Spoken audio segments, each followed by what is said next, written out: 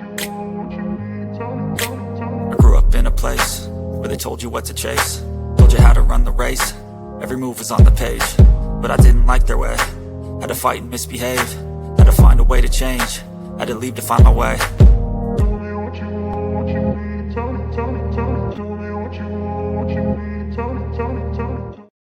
What is going on, everyone? Welcome to episode 4 of Gamble, the high-stakes game of life.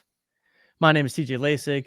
I'm your host here, and while we talk a lot about gambling-specific games on this podcast, we're also sports guys at our core. And so today, we're going to talk about a topic and a sport near and dear to both Cupe and I's hearts. The two of us actually met in college playing the great game of hockey. And just this past week, Coop, hockey took over the sports world for a very brief period of time, which is a pretty rare occurrence during this new Four Nations tournament that they had, which is a big success. So we're going to talk about that incredible weekend of hockey, discuss why we believe hockey is the best team sport in the world, and all that kind of good stuff. So, Coop, you ready to talk some puck today? Yeah, this one is going to be a little different than most of the other episodes. Excited to just riff a little bit on hockey. Excited to talk a little bit about your journey, because I think your journey extends past mine after college hockey and coaching and still playing to this day. So we'll talk a little bit about that. But yeah, excited to dive into what worked for the NHL over the last week or so, because hockey, like you said, never really on the cusp of capturing the attention like it did over the All-Star break. And I think they found a recipe for success that many businesses, especially in sports, dream of. And it was pretty fun and magical to watch. First time in a while that I remember looking at the Twitter timeline. It was all talk about hockey, put on the TV. Every channel was talking about hockey. I feel like even non-sports channels were talking about hockey. Went out to the bar for one of the games. Hockey was the primary focus. So it's pretty cool to see. Before we jump into that, let's just do a little quick context on our past hockey careers. As mentioned, Coop and I met in college playing hockey at Penn State, playing club hockey there. Both of us grown up playing hockey since we were kids. I assume you started when you were little fellow, Coop. Yeah, I didn't play ice hockey until I was 10. Probably the biggest A little later then. hold back for me was the skating aspect. I started playing, what's known today as ball hockey or deck hockey when I was 5, and I just never transitioned into ice hockey as quickly as a lot of guys do. So for me, I knew the game really well, but until I really learned how to skate, I couldn't translate a lot of what happens in your brain. Did we ever really learn how to skate though? Now it's all starting to make sense. Yeah, see, I mean, the more time in that you put, the better off you'll be at things. So the inside joke is, I was a pretty good hockey player, but when it came to skating, it certainly wasn't my forte, and probably the main reason that held me back from playing at even higher levels for sure. Coop could bury the puck though, man. Coop was a pure goal scorer, or I say was. Hopefully still is. That's part of what I wanted to ask you about. So yeah, for me, after Penn State, I actually ended up coaching college hockey at Drexel for 6 years. Coaching was a good experience. We're not going to talk about that on this show, but maybe in a future time. And then I currently am back in the mix playing in a men's league. We actually have Team Own the Moment going on like 3 years now. After coaching, I took probably 3-4 years off from hockey entirely, both playing and coaching, but have gotten back in the mix there. We ever going to get you out of retirement, Coop? Get you back on the ice? I don't know. I don't know. It's one of those, you lived it and breathed it for so long that I've been out of it for so long now. I mean, I probably haven't skated in, I don't know, more than 5 years, I would say, at least. I mean, there's an occasional time where I'll strap the skates on and go skating and play. These days, I have a four-year-old now who is just starting to learn the game, starting some learn to skate program. So I'm getting on the ice more and more with him and trying to teach him some stuff. So it's been fun to have that perspective. But will I ever play again? I'm sure there'll be a time where I will play again. But when you're so ingrained in playing, it was pretty good for me to just let the game go and just just completely remove it from my life. I spent so much of my life playing hockey. The best example is, I think, in 1 year of high school, happening to be my senior year of high school, I think I missed 72 days of school, all of which mostly were due to hockey tournaments, traveling around, was going to tournaments 2 and 3 weekends every single month. So I missed a ton of school, and it was what I did, what I breathed, eat, and slept hockey. So it was basically my whole life. Hockey can definitely be super intensive when you're playing high level youth hockey. All right, let's jump into this Four Nations though. You put out a tweet that I definitely want to read. I'm going to use that to get started, but first, just a very quick summary. What we're talking about here is the NHL. I guess it was an NHL thing, right? Yeah, NHL All-Star game. Rather Yeah. than do the All-Star game, they replaced it with what they called this Four Nations tournament, where you had the United States, Canada, Finland, and Sweden were the four countries represented by guys that are all-stars in the NHL. And they played like a little round robin 4-team tournament that ended with the USA versus Canada in the championship game, a rematch of one of the round robin games. The USA won the first match during the round robin, and then unfortunately lost to Canada in the World Cup, or gold medal game, if you will. So Canada remains supreme in terms of beating the US in the games that matter. Always, always.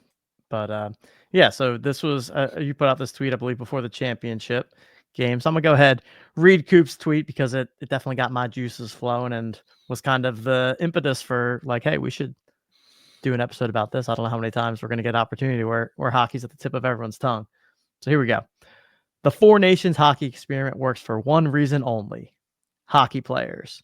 The top 1% of athletes are absolute freaks, alien-like creatures with abilities that are hard to describe. But hockey players aren't just athletes. The game has a way of weeding out simply athletes. Hockey at the highest level demands more. Athletics are table stakes. Will, compete, guts, and nonstop back and forth action for 60 seconds at a clip. Speeds of 20 miles per hour, hits, and shots that reach 100 miles per hour, all happening on a steel blade an eighth of an inch wide. Pile that on top of some patriotism, and you have as entertaining of a show as you can get. Hockey is a great game. Hockey players are a breed of their own. The buzz is magical, and to capture it like this has been phenomenal. Tonight is a hockey night. Go USA, even though they lost. But great tweet, Coop. What was the impetus for the tweet to begin with? And yeah, I saw that on the timeline and I was like, let's go. I'm hype. Yeah, I think hockey is such a great game and such a unique sport. And when hockey does get captured the way that this tournament did, it just makes for this explosion in interest. I think you see it a lot with sports personalities or just people that like sports. If you ever take someone to a hockey game, their usual like response is how fun it is to go watch hockey live. The translation from hockey live to television doesn't always quite hit the way other sports do. And I think there's a variety of reasons for that. But the entertainment factor in hockey, in my opinion, from a sports standpoint, is as high as you can get. Now, of course, when you mix patriotism, when you mix the bad blood that existed between the US and the Canadians, you get this sort of perfect cultural embodiment of what sport is. And that led to tons of people talking about why this was so great, why the NHL hit it out of the park with the experiment that was the Four Nations, how it compared to the NBA All-Star game.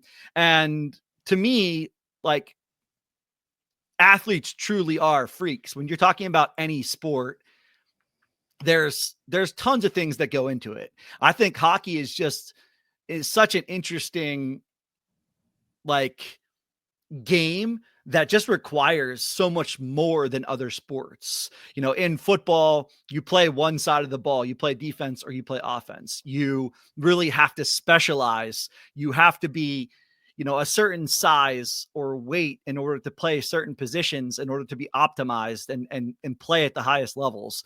And basketball, I think size is obviously a massive factor unless you're, astronomically gifted like a Steph Curry who can just shoot and make shots from literally anywhere. I think there's so many other factors in other sports that hockey kind of doesn't really have.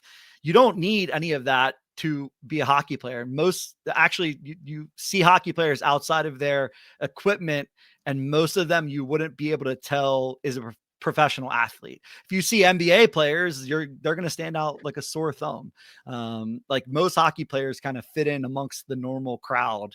And it got me thinking about athletics. It got me thinking about the fact that you play the game on skates. I mean, there's just so many factors at play, but it was really awesome. And I made this tweet because so many people were talking about hockey, and it's just awesome to see a casual fan get to experience hockey like this, and to ride this from an NHL standpoint, to ride this into the latter half of the season and ultimately into the Stanley Cup playoffs, which are long and grueling, but I think a lot of people will say is kind of the toughest sport to win a championship is the Stanley Cup. Given the series are 7 games, you need to beat 4 teams 4 times each in each series. It becomes a long, grueling grind where injuries are basically always spread throughout the team. Guys are playing hurt. There's a lot of cultural differences between hockey and the other sports that are out there, I guess. So that was the reason for the tweet. The physicality is definitely, I think, a differentiator. Obviously, games like football are physical, but with hockey, and to double click into the Four Nations tournament, I actually forgot that it was going on. I woke up, I guess it must have been Thursday morning, had a text from my dad at 2:30 in the morning, because I guess my dad just doesn't sleep anymore and wakes up and watches a Canada versus Sweden hockey game on delay. Says, "I hope you watched Canada versus Sweden. Unbelievable hockey." And so then that Saturday, well, US played later that night on Thursday, but then that Saturday, USA versus Canada, is when it really started to take the world by storm.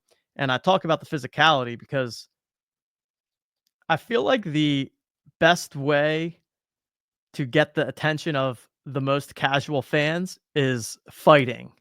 And this USA versus Canada game started out with, 3 straight fights at the very beginning of the game. Like the opening face-off, drop the gloves. In the first 10 seconds, there were 3 distinct straight up square off, drop the gloves and fights.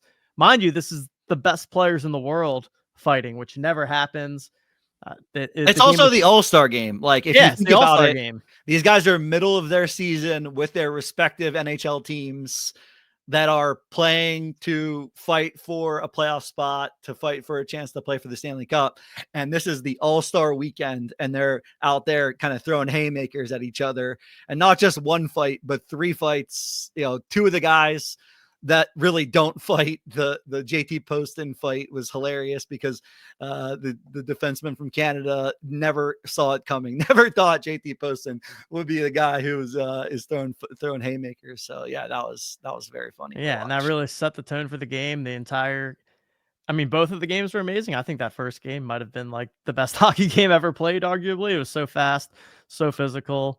Yeah, I don't know if it was 100% confirmed, but the game was played in Canada. The fans were booing the USA national anthem, and that seems to be the reason why the gloves came off, or maybe just, I don't know, ton of animosity there.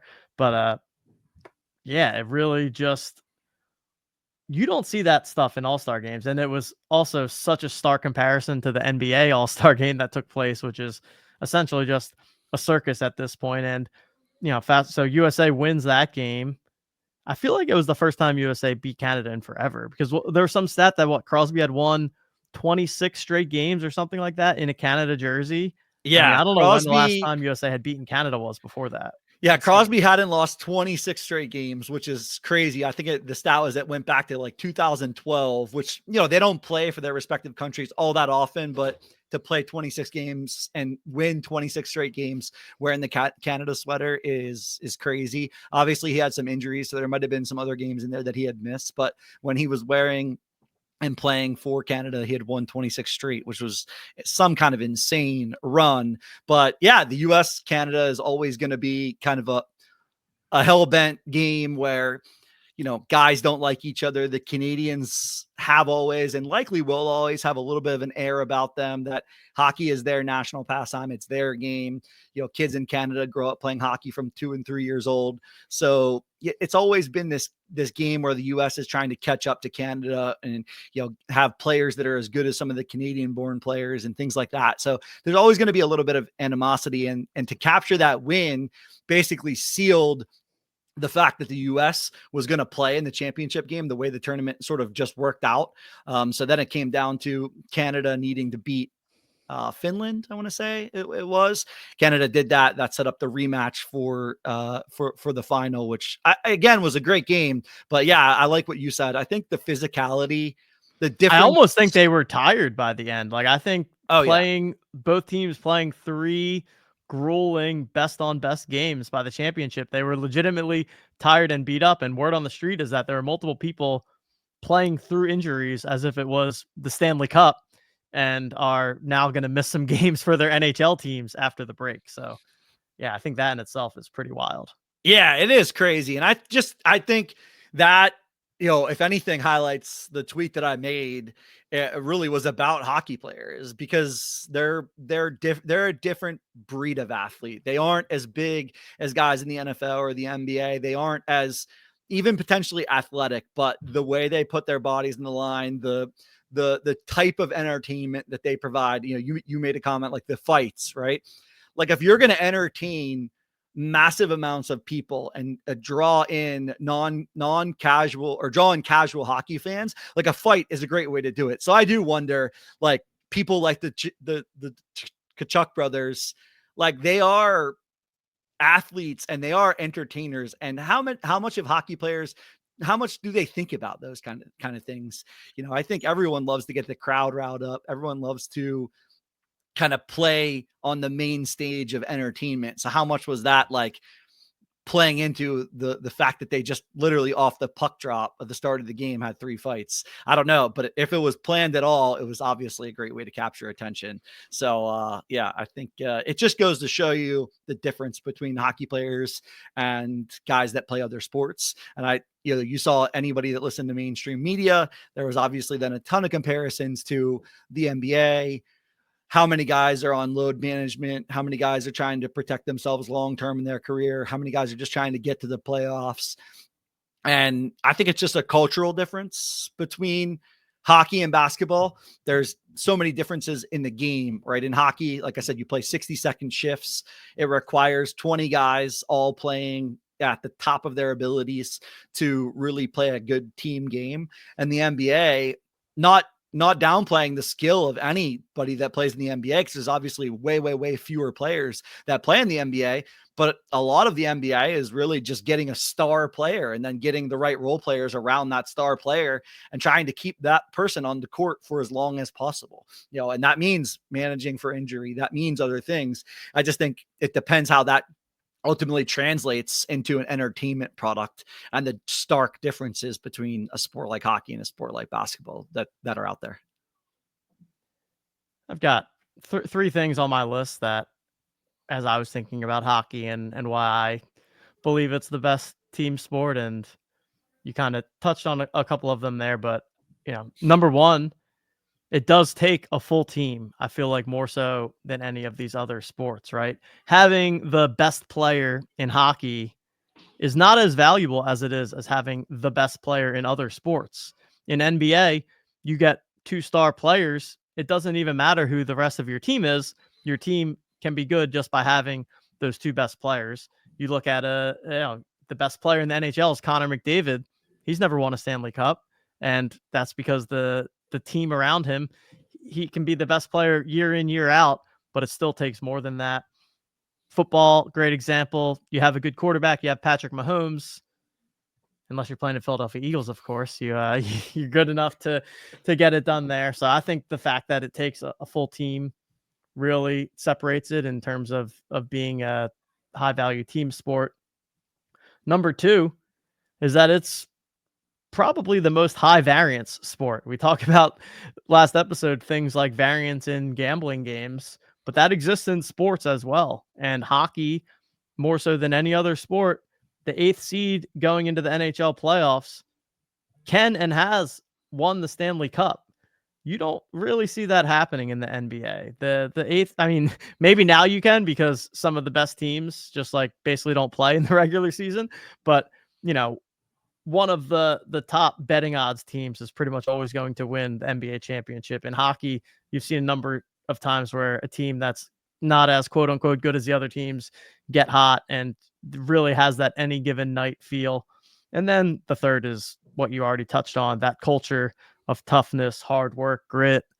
Just something about it is embedded in the culture. I mean, we even saw it with we're playing club hockey, going to 6 a.m. practices. When I was coaching, same thing, 6 a.m. practices.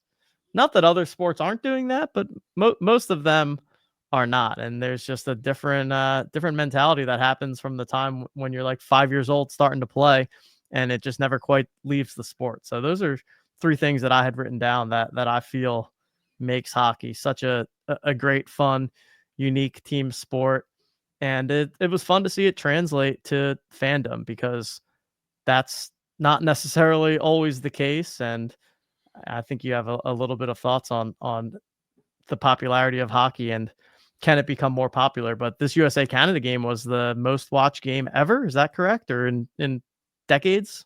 Yeah, definitely the most watched game. I think it was in the last 30 years. I think the 1994 Stanley Cup playoff was a little bit higher than that. That's why they used the 30 years number. 1994 was Messier. You had the New York Rangers, a massive market, obviously, in New York. You had all the story of Messier. It was a 54-year Stanley Cup finals or Stanley Cup drought for the Rangers. They ended up winning that game. I believe it was game 6, I want to say, drew like 13 or 14 million in the US. And that was obviously bigger than I think it was like 16 million total was US and Canada, but I think 8 million of that was in the US and the other 7 or 8 million was in Canada.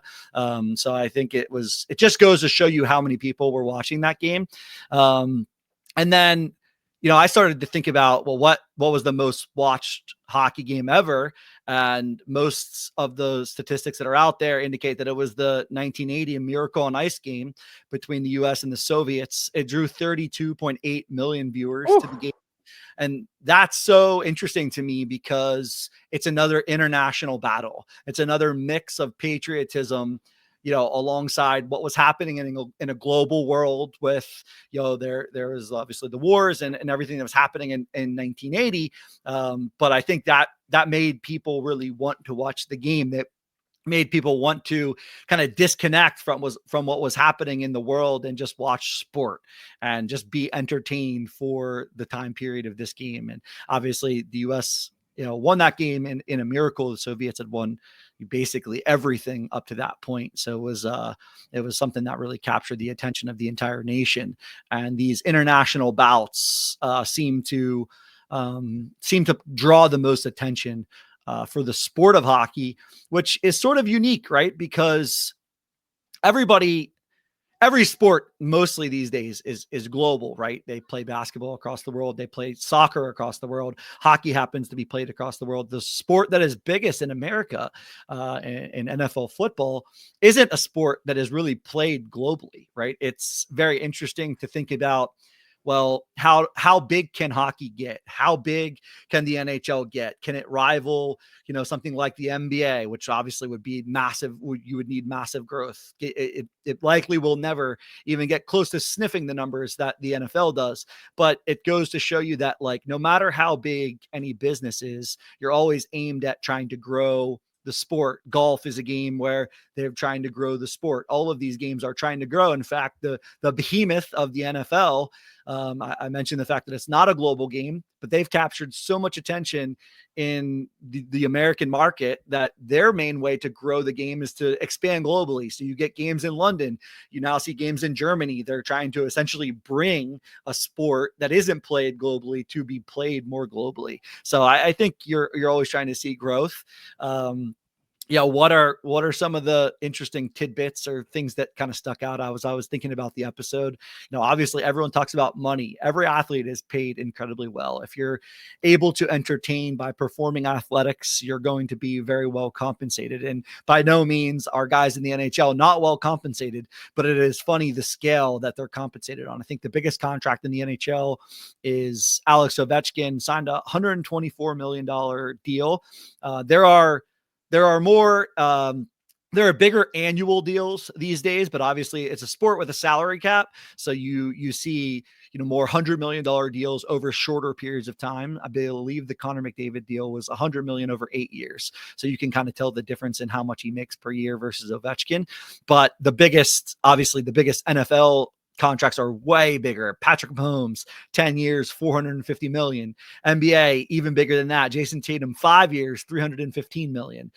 So the numbers kind of speak for themselves in terms of, it's not exactly a direct And then I correlation. feel like baseball's even another stratosphere of Baseball, ridiculous you kind of have contracts. to throw it out, right? Because it just becomes No this salary cap this doesn't even game of really no matter. salary cap. So yeah, the business guys have to make their own risk assessment there to determine how much they want to spend. But yeah, baseball's a little bit tough to compare.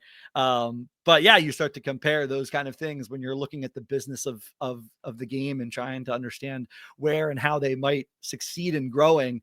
But hockey feels like it's kind of on the cusp. I feel like it'll be really interesting to watch the Stanley Cup playoffs this year. Always a great time of year. It's like right before summer starts. The Cup finals really in full swing, and it'll be interesting to see some of the numbers. I was going to bring up as well, the two of us played hockey at Penn State. TJ, as you guys all know, from Philadelphia, I'm from Pittsburgh. So the only time I really don't ever like root for Philadelphia teams, because so many of my friends are from Philadelphia, is hockey. The Flyers and the Penguins have historic rivalry, and it's always been that way. So rivalry games are things that like bring out more viewers. They bring out a larger audience base to the game, things like that. So in the Stanley Cup, you're trying to get specific players to play in certain matchups, but you're also potentially looking at how do you get more rivalry type matchups. And I know the NHL has been doing a little reorganization, which how the playoffs work, and can you get more rivalry matchups in like the first round of the playoffs? So you're not really leaning or like leveraging in the variance that exists where you could have a rivalry that you think should pan out, but then in a 7-game series in the NHL, it doesn't work out. So those are things that I think the NHL is trying to do to grow. But yeah, how big can it get? I don't know. I'm not quite sure, but it seems like we're at a spot where basketball might have gotten about as big as it can get, and maybe it's going to come back a little bit in terms of attention, and maybe NHL has a chance to run up a little bit potentially. That's just kind of a gut feel from my point of view, but yeah, it'll be interesting to see where the NHL goes next. I think two main problems with hockey in terms of growth and viewership. Number one, it really does not translate great to TV, especially if you don't know the game. I know for a casual viewer, it's very difficult to follow what the heck is going on. Things happen so fast. I remember years ago, they did the thing where they were trying to highlight the puck on the screen to make it easier to follow. They have made some improvements. I do like how they do the little name tag as people get the puck. I think they typically only do that when someone's on the power play. Is that right? Yeah, But I they, think it's they like try to do that so star you can players, see power who players. has the puck. So yeah, and I don't know that that's really super solvable. I think it's just a difficult game in terms of TV, and I think pretty much everyone agrees that the hockey is the sport where the largest gap exists in terms of watching it on TV versus live in person. It's probably the worst sport to watch on TV, but the best to watch in person. And I think a lot of people see it that way. And then number two is that it just lacks big personalities or any kind of off ice drama. You don't have characters like you have in the NBA, in the NFL.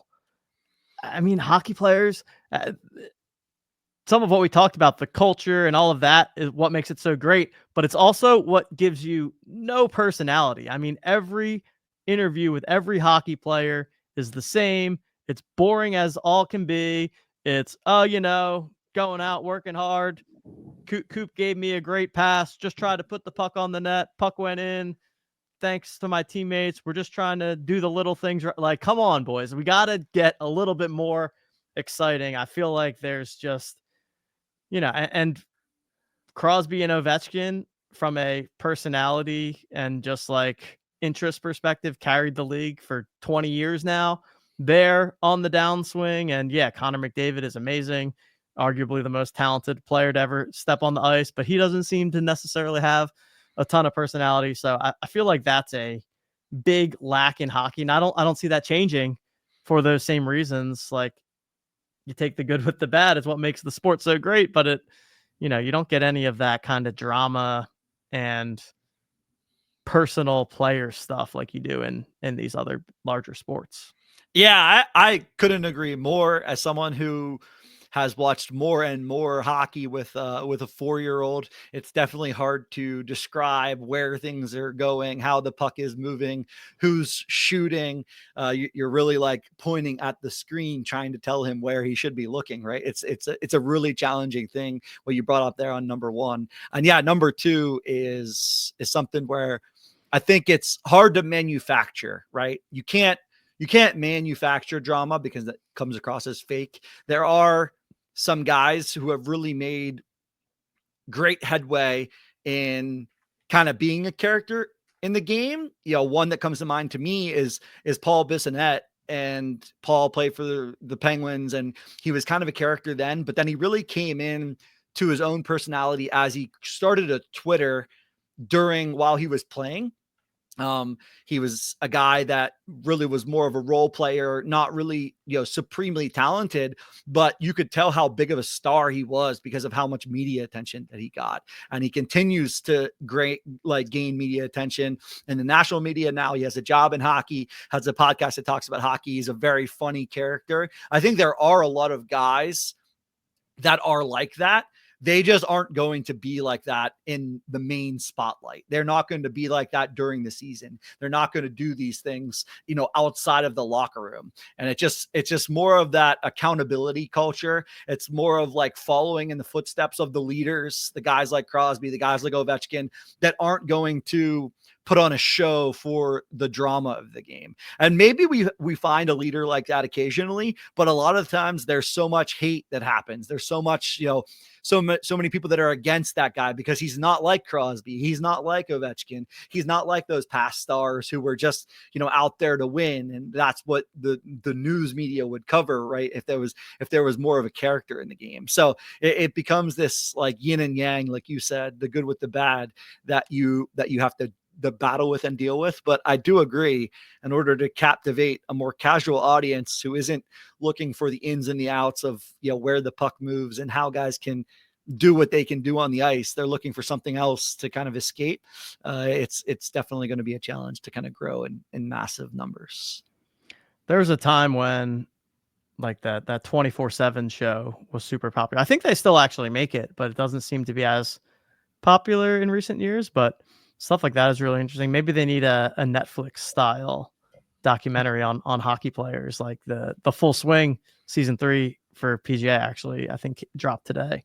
Can you have like X-rated content? I feel like that's where hockey players kind of like, you do need that. There's like this weird line. It might sound strange to people that have no idea or have never spent time in a hockey locker room, but like there's going to be inevitable characters that just push this X-rated line, and that's kind of what locker room culture, like that's what happens in hockey, right? Like that's the kind of guys that you get the guys that are like just in their spot, going to do the right thing all the time, going to say the right things. And then you have the guys that are just going to take it way, way, way, way, way too far. You have like those kind of characters. So you would need maybe HBO to broadcast it and like truly let all the X-rated stuff happen. But I don't know. We need a way to get some of that locker room culture to the public, but in a way that's not, you're right. Very, very, very, very fine line there to toe, which is difficult. And you kind of said this too, but I just had the thought of, I think another reason that makes hockey maybe a little more difficult or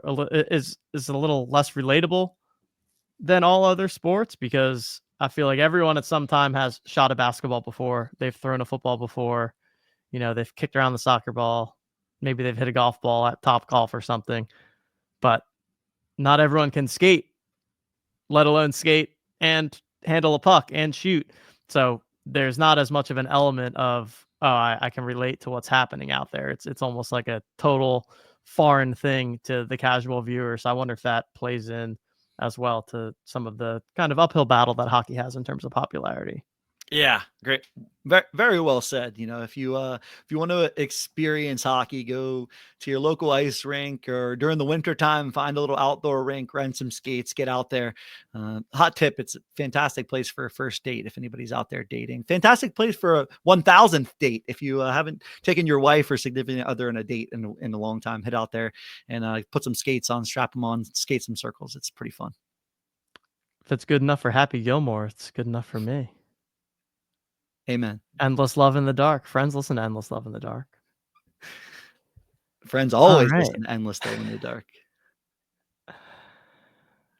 That was a fun time talking a little hockey here. 3 things to kind of wrap things up, quickly summaries. Number 1, hockey, at least according to me and Cupe, undeniably the best team sport in the business. I emphasize team sport because golf is obviously the best sport, let's be honest, but hockey's the best team sport. 4 Nations hockey tournament, for sure, major success. Hopefully they bring it back in the future. We've got the Olympics coming up in 2026. So maybe we get like a little bit of a every other year kind of thing going with the 4 Nations. Yeah, I think next year you'll see a lot of people that are really shocked and upset with the NHL because they won't bring it back. They'll realize how many guys are going to miss time. It's just impossible to do every single year. Yeah. It'll also lose its luster. That's just how it will go. So I think they'll make the smart decision next year to go back to some sort of like skills plus all-star game competition, and then you'll see it maybe a year before the Olympics or something like that. But yeah, you certainly can't do it every year, but I think you can really use it as a way to get more eyeballs on the game, especially as we head into the second half of the season and into the NHL Stanley Cup playoffs. And I think mixing it up is actually not a bad thing. Not kind of a random tangent here, but I mean, it was quite a few years ago at this point, but I think it was the first time they did the 3-on-3, and like that one player got voted in as a joke. Yes. But that was epic. Something about that was awesome. I don't remember exactly what. Who was the guy? Do you remember the guy's name? Yeah, he hadn't played in like a long time. There was basically. There was it was like a social media thing where somebody had said he should get in, and then somebody, I think it was a team player that like picked him essentially. Yeah, picked like the top players from your team. But like that was awesome, and he ended up scoring goal. Like it's like, yeah, he's not that bad. Well. Like he's still good. He's still in the NHL, professional hockey player. Like right. But yeah, I think the 3-on-3 tournament was fun. So yeah, mixing it up, I think is cool. It's a shame that I feel like we're never really going to see much in the other sports in terms of an all-star game. Hockey also just lends itself to best on best being the most entertaining, right? Like a best on best football game where everyone tried would actually probably be really boring, because it would just be like people trying to play Madden and, like the defenders are too good. Best on best basketball would just be them shooting threes the whole time. Like, yeah, I feel like hockey just lends itself to that. But yeah, 4 Nations, major success. Looking forward to that, and Olympics in the future. And so USA just has the best team that they've ever had. I'm having random thoughts here at the end of the show, but I was surprised by that. They're one of the best teams that they've ever had, for sure. Because not only did they play Canada tight both those games, but the pre-game betting lines were even money. And I feel like in any past matchup, Canada would always be at least a pretty solid favorite over a USA team. Yeah, I don't know about how big of a favorite they would be, but I would agree. I think the U.S. continues to develop incredibly good talent. I think the goaltending situation in Canada is very interesting, with like somebody who didn't have a ton of experience. Obviously, someone who could get really, really hot in Jordan Binnington. Hellebuck has been awesome for goaltending for the U.S. So I think that plays a major factor. And some of the defensive talent, I guess, that you some young kids in there, man. Some people I never heard of that were just flying out there. Yeah, there's a lot of talent. There's a lot of talent, especially on the defensive side of the game from an American perspective. And you mix that with, some supreme talent that might not be able to to hang every night with a McDavid, with a Crosby, that are truly offensively gifted, but some talent that can hang, in one game and in a couple of games, then I think you kind of mix yourself in there for a team that could beat even the best teams in the world. So yeah, the U.S. talent pool is certainly getting better and better. Best team sport in the world, 4 nations, major success. And finally, we're going to be keeping our eye on the growth of hockey, the popularity of it, see if we can continue to see some innovation in the viewing experience on TV, to see if we get any players with a little more personality come onto the scene in the future. I'm not holding my breath, but either way, I do think that this helped put hockey on the map with a lot more people, and we'll see where it goes from here. And hopefully we have a nice, exciting Stanley Cup playoffs. I don't think our Flyers or our Penguins are going to be involved this year, so we'll watch from a completely unbiased perspective and see how that goes. But any final thoughts, Coop, as we shut it down? No, well said. I'll probably be rooting for Canada when you have somebody as special as Connor McDavid. I would love to see Connor McDavid lift up Lord Stanley. I like it. The game matters most, and your legacy in the game matters most when you start to win. And McDavid is certainly going to be, he's already an incredibly talented player, has a chance to do insane things as we are sitting here, witnessing a goal record in Wayne Gretzky going to be beat by Alexander Ovechkin. He's 13 goals away, a record that nobody thought would ever be beat. Someone like Ovechkin and Crosby have sort of led the league and carried the torch for so long. You want to see somebody like McDavid take that next step, and his next step is certainly winning a Stanley Cup final. So I'll probably be rooting for him. Definitely got himself an iconic moment with that overtime winner over the USA, and let's see if the Oilers can make a Stanley Cup run. All right, everyone. That's going to do it for this hockey-focused episode. And we'll see you next time. Stay gambling.